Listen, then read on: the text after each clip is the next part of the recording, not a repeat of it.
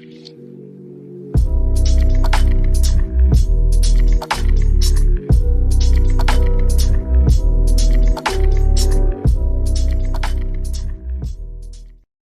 up, y'all? We are back with another case of viral news, you all, and today we are going to be talking about Shaunie and Shaq O'Neal, you guys. She recently came out with a book, a memoir, and there was an excerpt from the book where she stated that she doesn't know if she ever really loved Shaq. And we're going to go ahead and get into it, you all. Shaq did respond. He said that, I can understand where you're coming from. I don't know if I would have loved me either. I wish you all the best. Yeah. What else was he supposed to say? Yeah, I mean, really. I think it was a good response. I thought so. But in terms of Shaunie never loving him, I feel like we have kind of talked about this topic before. And it's kind of like women, sometimes we are waiting to be chosen instead of actually choosing who we want, who aligns with our values, who aligns with what we want in life, and who aligns with the type of man that we actually want in our lives. You know what I'm saying? So I feel like a lot of the time, sometimes we're just so excited that a man has come into our lives that we try to fit him into the mold that we want him to be. And that's where it comes in, where we change the man because we don't actually like them, and that's not who we actually want. But because we're waiting to be chosen instead of choosing, this is how this occurs.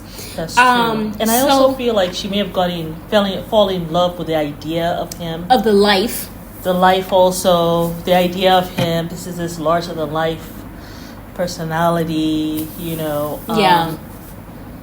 I think he was the number one pick in the draft. I can't imagine that he wasn't. When it happened, and all of that. It's like, who will say no to Shaquille?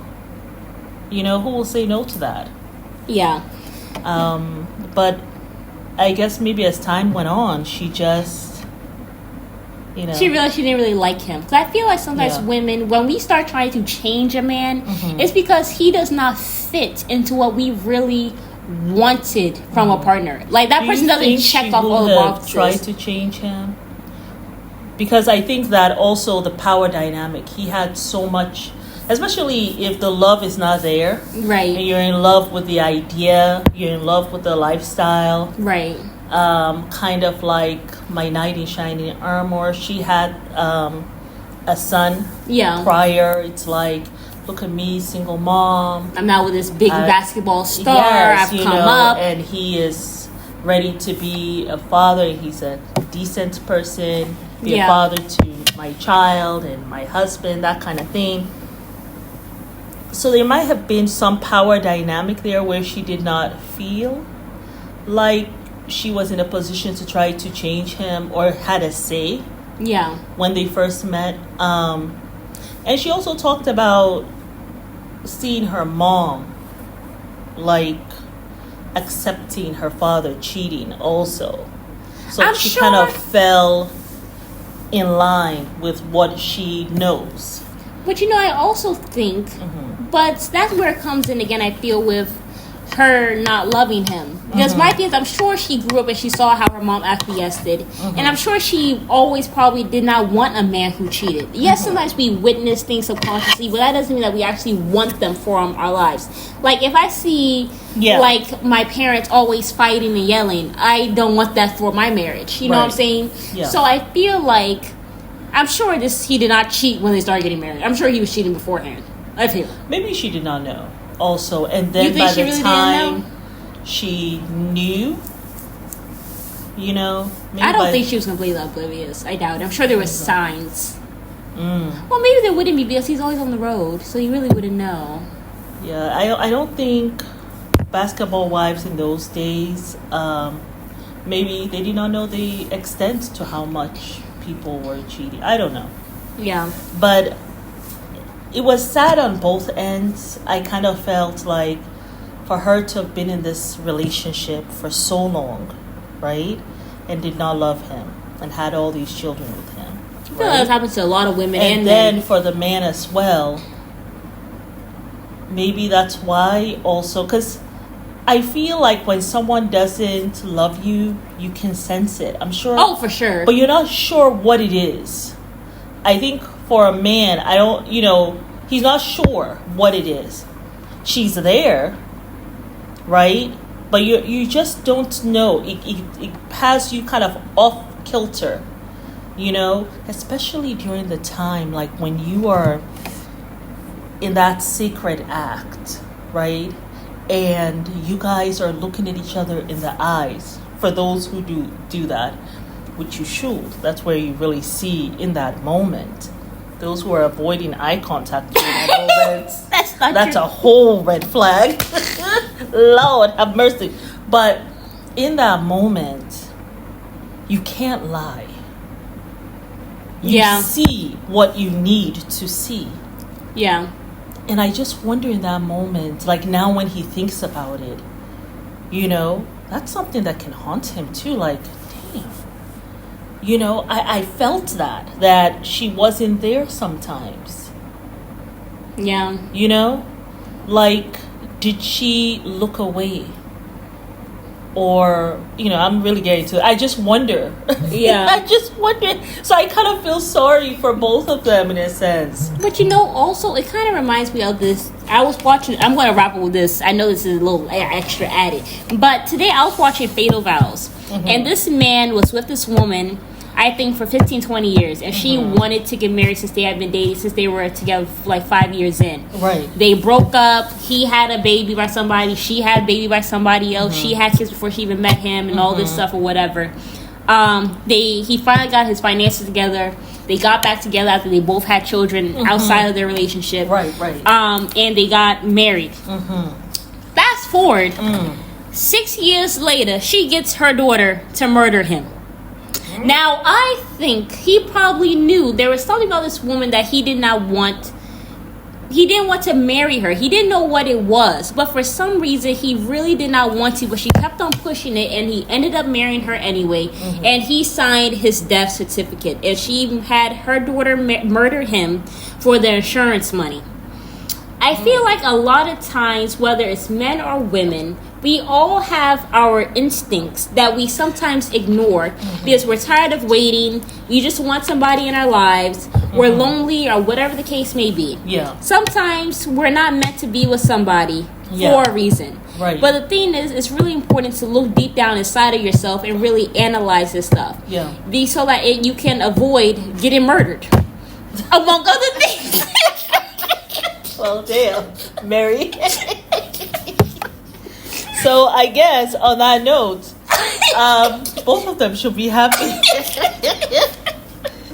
Both of them should be happy that they left each other with their lives intact. Hello, amen. That's all that matters. But yes, we have to be self-aware, and we have to be aware of who we date. That's so true. But that's so true. I was about to say something. I totally forgot. No, but it's true though, because like I know I'm saying it in a jokey way, but who you marry, it can really determine. Cause I have seen so many murder shows where people marry or have kids by somebody who ends up murdering them, and you just sit down and you think, I spent 20 years with this person. Right. Had I known that this person will kill me 20 years later, would I have even been with this person? So it's so important. It is. I'm sorry, y'all. I have been binging murder shows all weekend. Excuse me. You got to stop. Anyway, y'all. You got to be careful what you allow your eyes to see. I know. I'm going to stop. I'm going to stop. Here. But I just think it's very important because who you end up with can really change the trajectory of your life. Well, one of the things that she's saying now... Oh, go ahead. You say and. No, I was about to wrap it up. But finish what you're going to say. One of the things that she did say is that she finally is with someone where she's never had a partnership like this. Now I don't know about that. For me, I'm still out on the whole her relationship here. He walked across the whole stage to tell somebody to shut up, basically. That's a red flag for me. I'm sorry. Yeah, I know he didn't say shut up.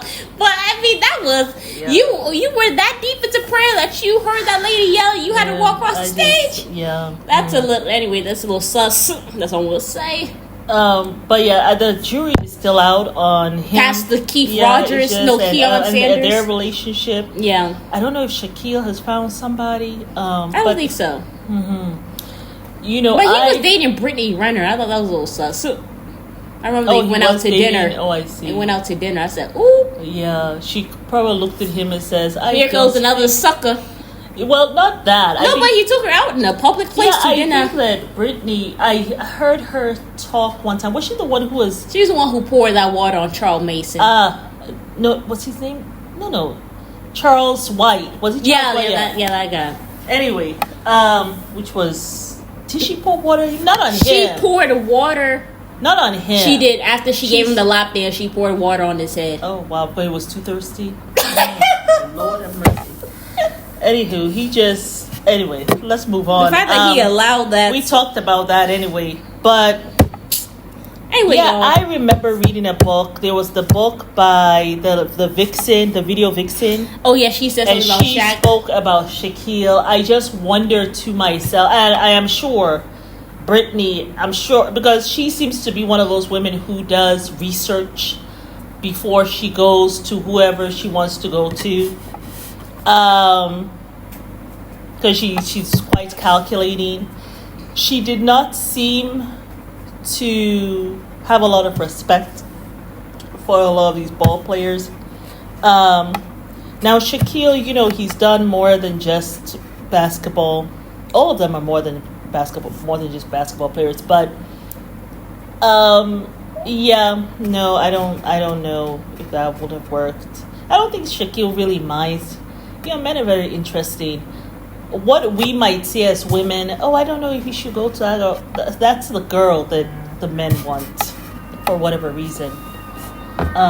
Anyway, y'all, but I don't think he has found someone yet, but wish him the best. We wish you both the best and healing on this journey. Absolutely. I do feel, see both sides. I do too. Yeah. It is sad, But we'll see you guys on the next one. It was good, though, the way the sons rallied around just to say, Dad, we love you. Yeah, that was sweet. We're there for you. Because, as a man, that has got to... I'm sure he felt it in between different moments. But to say it out loud in public in a book, that's like throwing gasoline on somebody who's not on fire. No, that's throwing gasoline on somebody who is on fire. Oh, the only thing I would have said, the only thing that I did not agree with Shaunie was this. Maybe she should have given, because they had a good relationship. Because they have a good relationship. I felt like maybe it's something that she should have talked to him about before. It seemed as though this was the first time he was hearing that. And so that was the only thing. That was the only thing I had a problem with. Yeah. Anywho, we'll see y'all later. Bye, y'all.